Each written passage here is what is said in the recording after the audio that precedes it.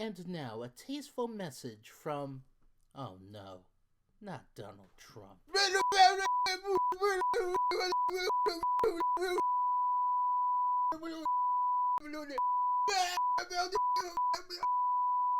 Mr. President! What? Did you just make a mess of the kitchen, throwing a bunch of ketchup and mustard everywhere? Look at me when I'm talking to you, Mr. President! Did you make a mess of the bathroom, throwing toilet paper and everything else? It's too horrible to mention all over the bathroom! Look at me while I'm talking to you! Don't think I haven't seen your Easter message, yelling and running around everywhere and using bad language. What do you have to say for yourself, Mr. President? You're a... Someone's gonna need a timeout. Come on, Mr. President. One.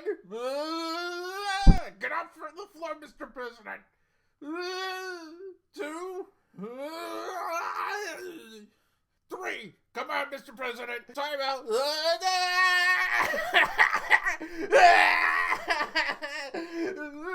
Come here. Timeout. No Easter basket or visit from the Easter Bunny for you this year.